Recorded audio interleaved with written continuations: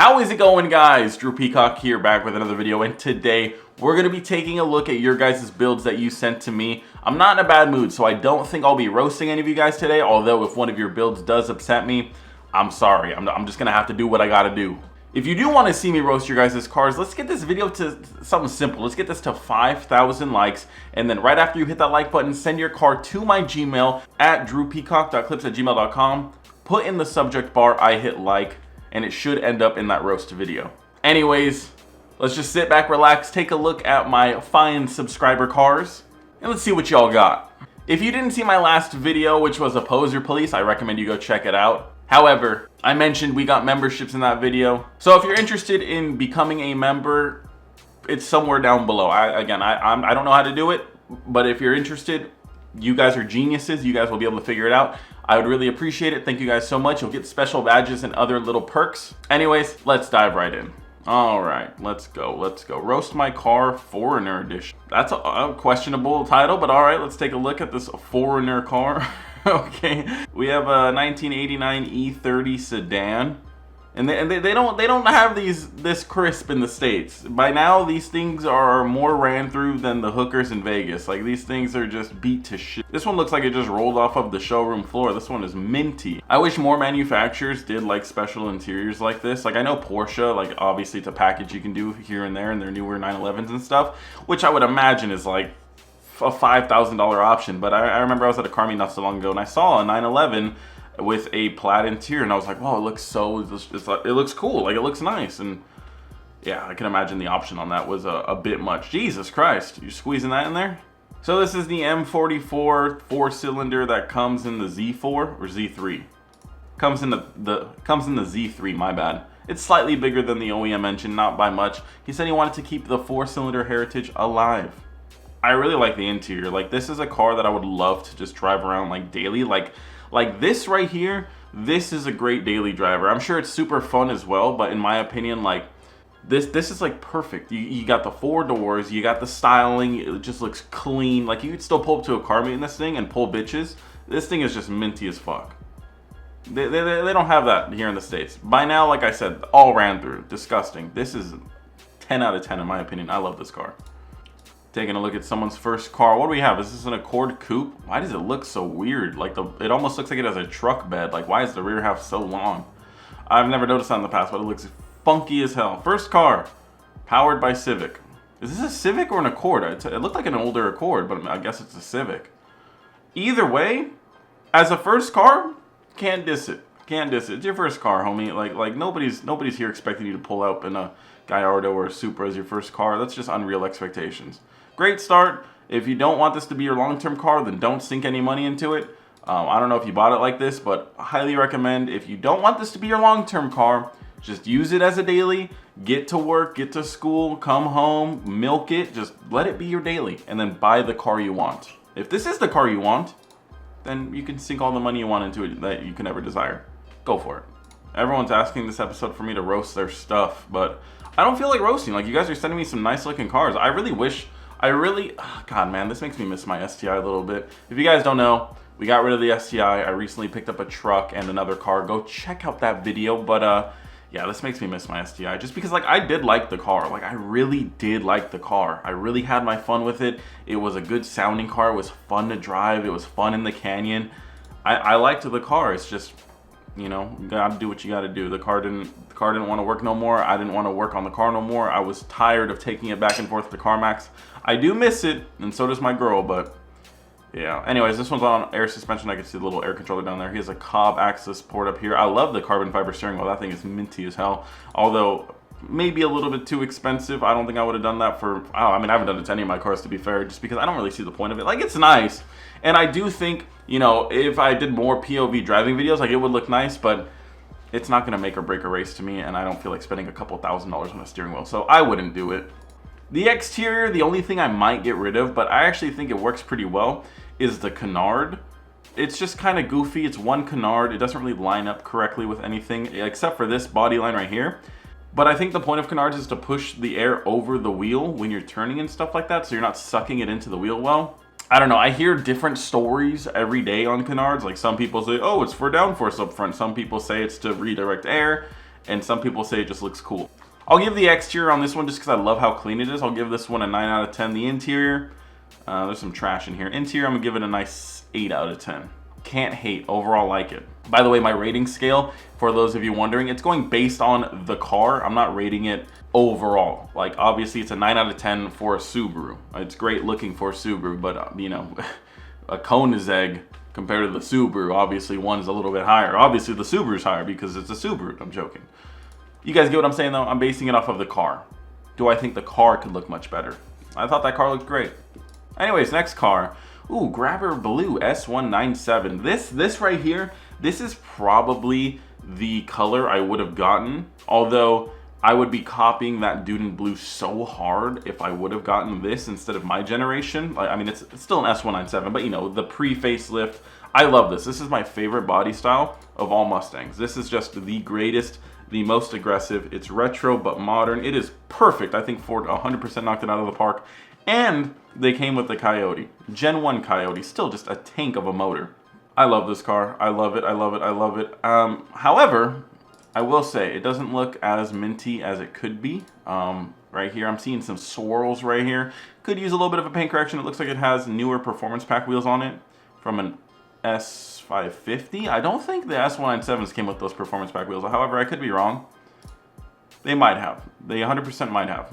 Regardless, it's a decent looking wheel. Nothing that blows me out of the water. I'd say it's just about average. So I'd say it's a solid 6.5, 7 out of 10.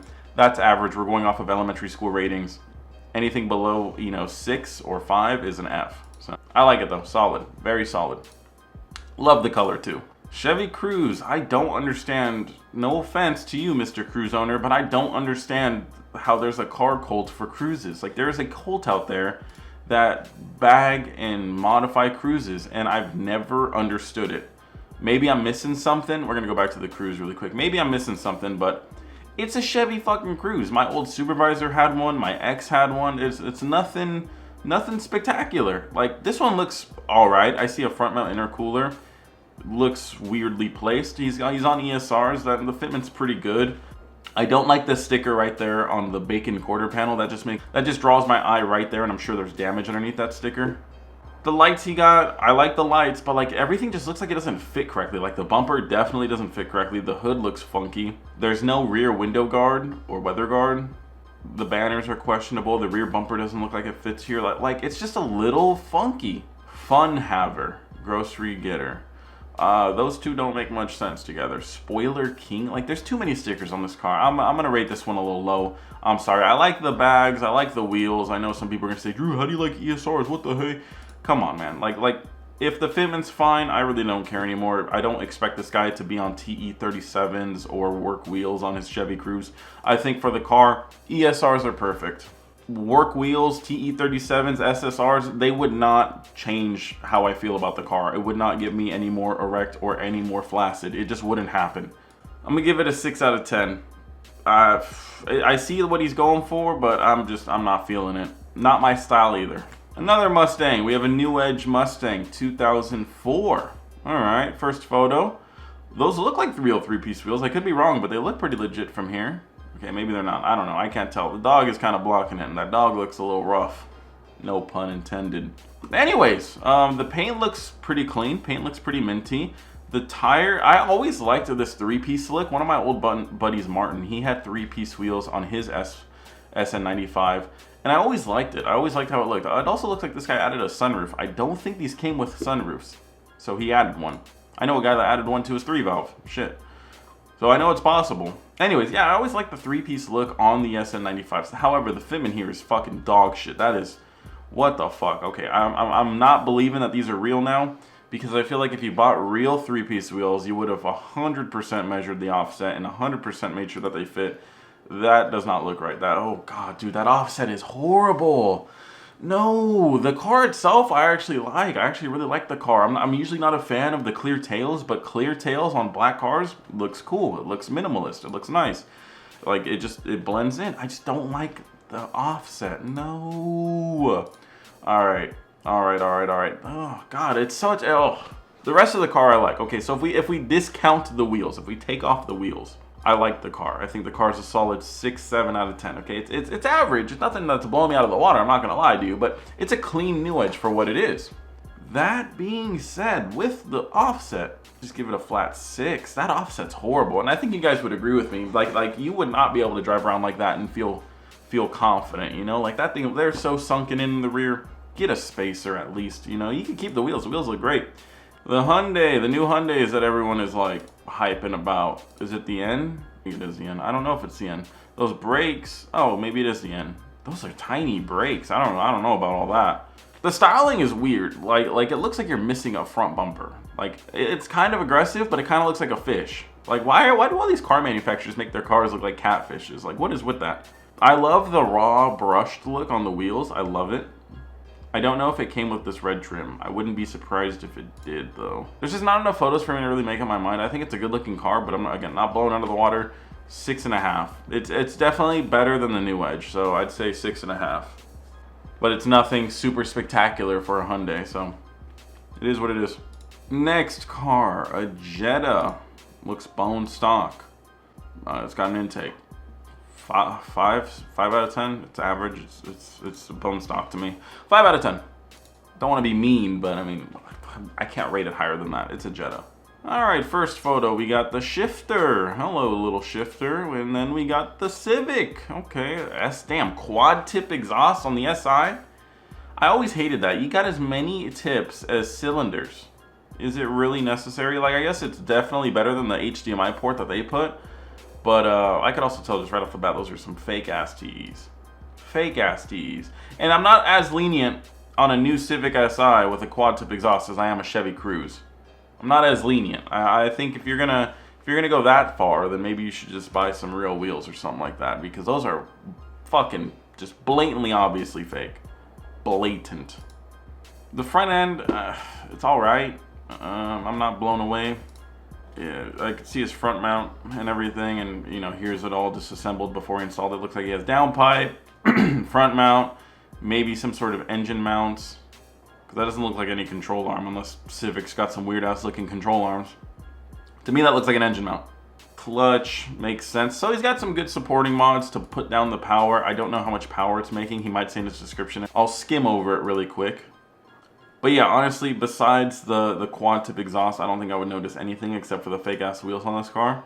And I mean, if you can afford a $30,000+ car, then you could probably finance some wheels if you really need to. That or just get some RPF ones. Like, it's like the simple, straight cut answer. And then at least you'd have like real Japanese wheels. Cheapest ones, but hey, at least you got some.